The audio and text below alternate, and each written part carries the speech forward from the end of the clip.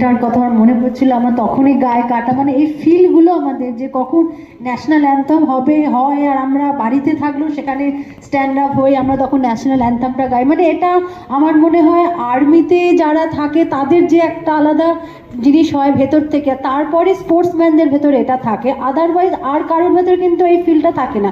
যেখানে national anthem লোকে ওখানে বসে আছে, মুড়ি খাচ্ছে, গল্প করছে, বা সেখানে যে একটা দাঁড়িয়ে পড়তে হয়, সেই রেসপেক্টটা কিন্তু আমরা মানে যেখানেই থাকি, মানে আমার ছেলে এখন জাস্ট 5+, কিন্তু যখনই এই লাস্ট ফুটবল ম্যাচগুলো হচ্ছিল, ওয়ার্ল্ড কাপ ম্যাচ মানে ইউরো কাপ হচ্ছিল, তো ওকেও মানে আমি এই জিনিসটা করি বলে ও তক্ষুনি মা এক্ষুনি এরা সব প্লেয়াররা এসে গেছে, এক্ষুনি কিন্তু এদের ন্যাশনাল অ্যান্থেম, দাঁড়িয়ে পড়ো। মানে এই যে কনসেপ্টগুলো দেওয়া, মানে এইগুলো মনে হয় আমরা নিজেরা প্লেয়ার বলে এই রেসপেক্টগুলো আমাদের আছে যে আমরা কিভাবে মানে এই জিনিসগুলোর ওপর করতে পারি। নিশ্চয়ই আমি যখন স্টার্ট করি, মানে বরিয়াদা জানেই, মানে আমি অনেক ছোট বয়সে 9 ইয়ার্স ওল্ড, তখন আমি স্টার্ট করেছিলাম। আমার বাড়ির পাশে একটা গ্রাউন্ড, বড়নগর আর্চারি ক্লাব, না সেরকম কিছুই না, একজনের বাড়ির নিজস্ব জমি, সেখানে একটা আর্চারি গ্রাউন্ড।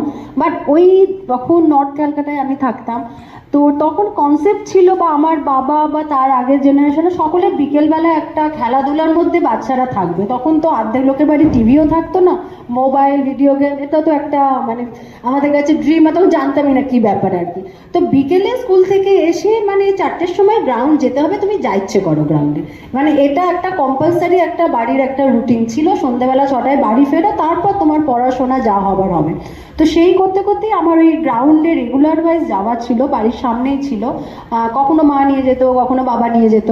তো তারপর ওই গ্রাউন্ডে মানে আর্চারি খেলা হতো একটা সাইডে, তো সেখানে কোচ আমাকে বাবাকে বললেন আপনি রেগুলার নিয়ে আসেন আপনার মেয়েকে, তো অ্যাডমিশন করিয়ে দেন।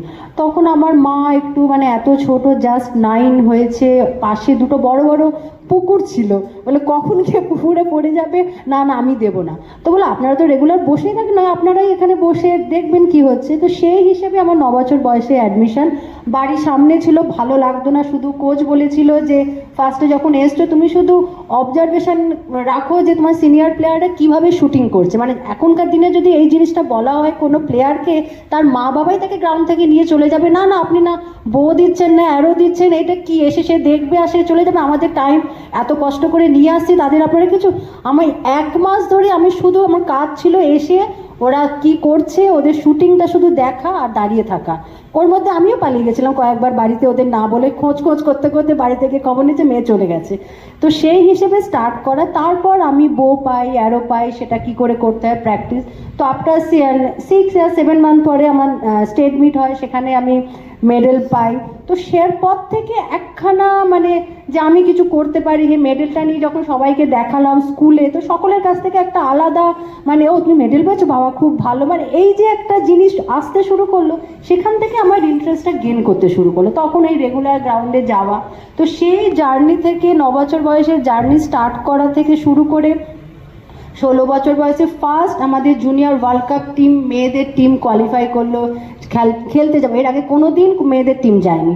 তো সেই জিনিসটা সেটা ফার্স্ট আমি ইন্ডিভিজুয়ালি আমি স্কোরটা অ্যাচিভ করি, তারপর আমাদের টিমও সেটা ভালো করে। সেটা মানে অনেক কিছু আমি যখন শুরু করি, অনেক কিছু ফার্স্ট টাইম দিয়ে আমার কাছ থেকে স্টার্ট হয়েছিল।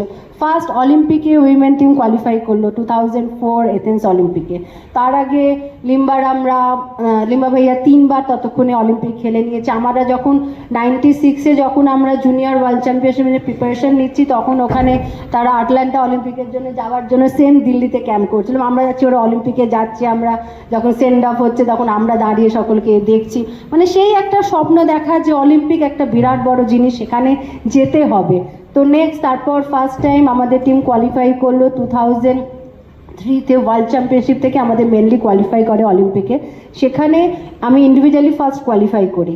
তারপর আমাদের দুটো টিম, মেন অ্যান্ড উইমেন দুটো টিম কোয়ালিফাই করে। সেটা একটা হিস্ট্রি হলো যে মানে 3টে কান্ট্রির men and women team qualify করেছে। সেটা ফার্স্ট হচ্ছে কোরিয়া, সেকেন্ড হলো ইউক্রেন, অ্যান্ড থার্ড হলো ইন্ডিয়া। তো প্রত্যেকটা কান্ট্রি থেকে আসছে যে ইন্ডিয়া এত মানে হঠাৎ করে কিভাবে এরমভাবে ইমপ্রুভ হলো যে দুটো টিম কোয়ালিফাই করে গেল। অন্যান্য কান্ট্রিরা সকলে এসে মানে আমাদেরও ইন্টারভিউ নিচ্ছে, বলছে তোমাদের কতজন মানে উইমেন ওখানে একসাথে, তোমাদের কত প্লেয়ার হতে পারে। তো আমি যখন বললাম যে আমাদের সিনিয়র লেভেলে মোটামুটি ফাইট করার মতো 10টাই মেয়ে আছে, তখন ওরা বললো তোমরা 10টা মেয়ের মধ্যে তোমরা সিলেক্ট হয়ে এসে এখানে অলিম্পিক কোয়ালিফাই করে নিলে, এটা তোমরা বলবা ঠিক কথা বলছো না, ভুল বলছো।